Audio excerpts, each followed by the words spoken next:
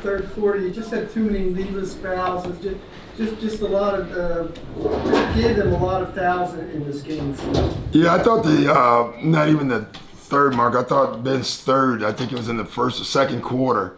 That was the bad one because without having Joel on the floor, then you get Ben in foul trouble. It just once that happens, your team gets really thin, especially the one position right now with Mike Scott being out that we just cannot have foul problems is with Ben and Tobias. And we've done it back-to-back games. Now, we got away with it the other night, but we couldn't get away with it tonight without Joel on the floor. A lot of fouling. What did they have, 20 free throws at halftime? Ended up with 38 free throws to our 20. You're never going to win a game on the road that way. You're just not. I thought in the third quarter we came out, I think we cut it to 8 and got back-to-back wide-open threes. I think one by Seth and Tobias. That's a make-miss game there, that part of it. But, we were not connected tonight. Reminder everybody, just send me a chat or text if you have a question. Next up is Lauren Rosen. Lauren, go ahead. Hey, Doc. I totally understand if you're not ready to look for silver linings in this game specifically, but when you look at Tobias's last few games, it seems like he's just been really consistent and hard to knock off of his confidence. How are you feeling about the way he's been playing? Yeah, I love how he's playing. I thought, unfortunately for him, Lauren, we forced him to try to make too many plays with the ball. I don't like him playing that way. And that got him in trouble a couple of times. But overall, when he played the way he's been playing with quick decisions and downhill, he's been fantastic. And I think his biggest improvement, has been defensively. Like, he's been absolutely wonderful. I don't remember that Tobias in LA, so I'm really happy with that.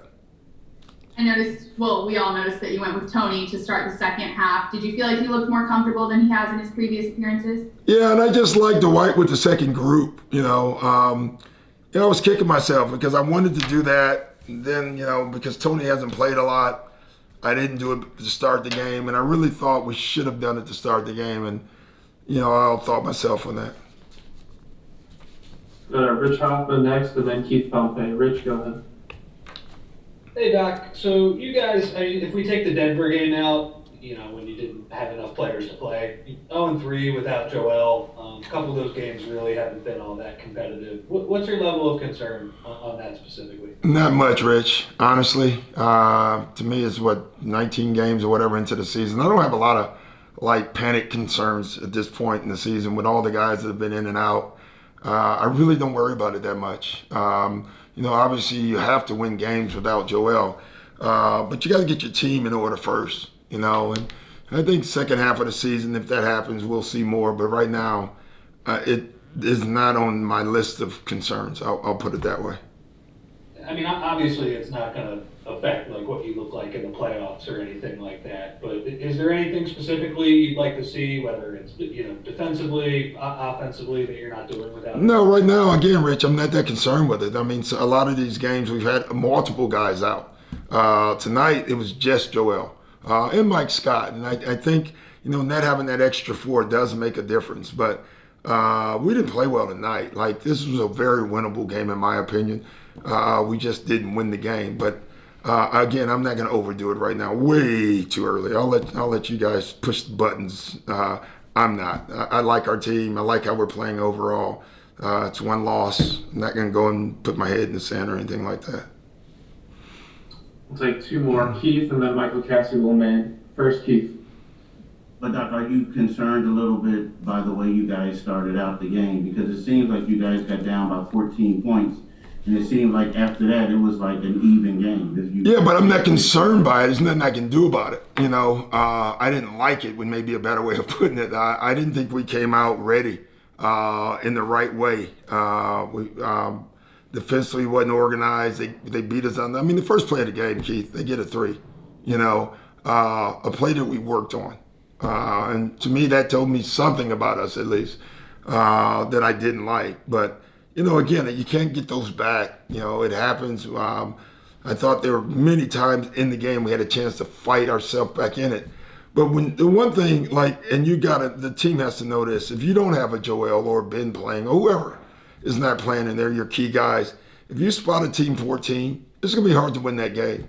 And I thought tonight was a great example of that. Okay, and I know let's talk about moving forward.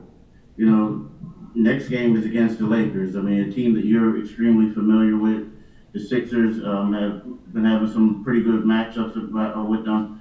What are you expecting out of your team? And just talk about facing that team with LeBron now. Well, I haven't thought of much yet, being honest, but we'll be ready when it comes. I can tell you that. I mean, they're not a hard team to get up for. They got LeBron James on their team, Anthony Davis, Trez. They got a lot of players. I thought they had probably the best summer of anyone, and they're better than last year. That doesn't mean they're going to win. Doesn't mean they're going to win it, but they are better than last year. But so are a lot of teams. We're better. Thank you. Last one, Michael Caskey-Bowman. Go ahead, Mike. Hey Doc, as a coach, do you like these 2-game series where you play, the team a couple times in a row? Now that you guys have, a few of them under your belt. Well, Michael, until today, I loved them because I think we're undefeated in those games. So I think I have that right. So absolutely loved them until today. I would say there's a lot of pros and cons to them. I particularly like them better than I would say most coaches.